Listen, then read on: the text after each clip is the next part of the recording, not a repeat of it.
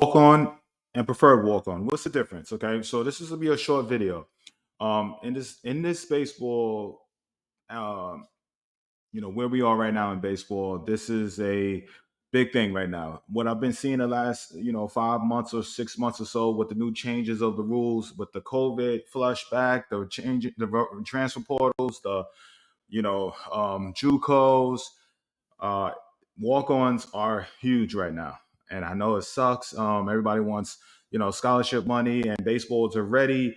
We're going to talk about this in another video, but baseball already is a limited, cap on scholarships between the Division One, 2, and 3 levels. Now, what is a walk on? All right, a walk on is essentially is when you flip the bill for school, meaning you're paying for everything, and you're coming on the team as a walk on. A walk on is essentially getting a tryout. Okay. Now the roster size has increased, but it's still the roster size has increased, and but the number of walk ons has not. Usually it's around 7 to 8 walk ons on each team. Okay, at the Division One level. Let me put it like that. Okay, so at the Division One level, you have 7 to 8 walk ons that are flipping the bill. Now that does not mean that you'll stay a walk on. All right, you hear that now. A lot of coaches, especially that talks to me, the Power Five and all of that, when they really like a kid and they want to essentially bring them in, but they bring them in with no strings attached. They say, hey, tell them I want them. Okay, but I give him every opportunity to not only just make a team, but put up numbers. And if he puts up numbers, we'll give him some athletic money. So essentially, you're playing for money. This is what college baseball is now. Hope you guys understand this, right? You're not just scholarship. You're playing for scholarship money, but with NILs and the way they're cutting players and the transfer portals, and essentially is a year-to-year free agency type of business now. Okay, it's no different from the professional game now. So a walk on is you're flipping the bill. You are not guaranteed anything. All right. So you're guaranteed to try out through the fall. That's about it. Okay.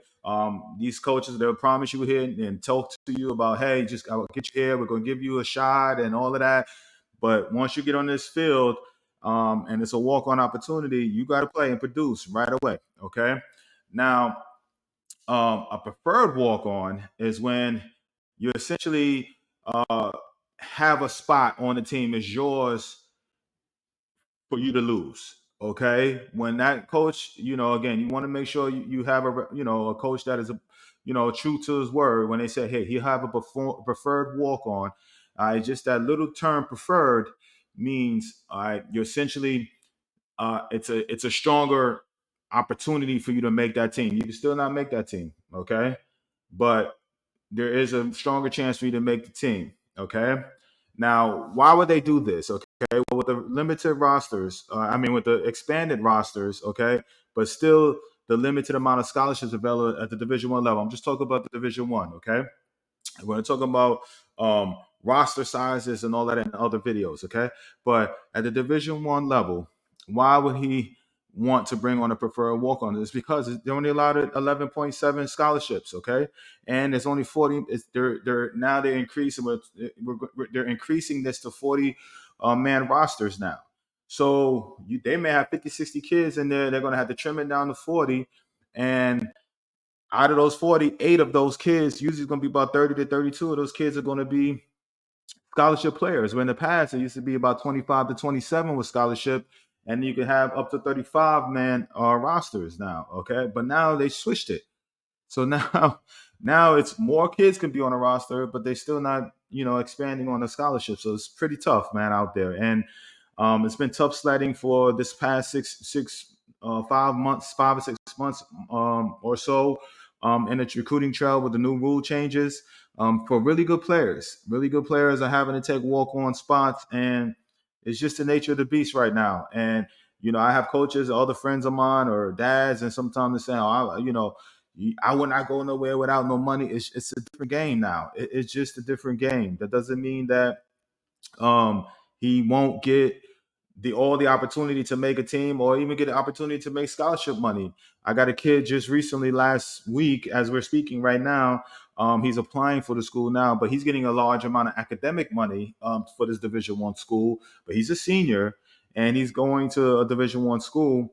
But it's a preferred walk-on spot. They have two graduating first basemen. He's a first baseman, and the coach, assured me if he come and do what he got to do, he'll have a chance to, play and play right away because they don't have that position filled. So he'll have a chance to start right away. And he's a walk-on. He's not a scholarship player. Now that's assuming he stays healthy. That's assuming he, goes there and be ready to go.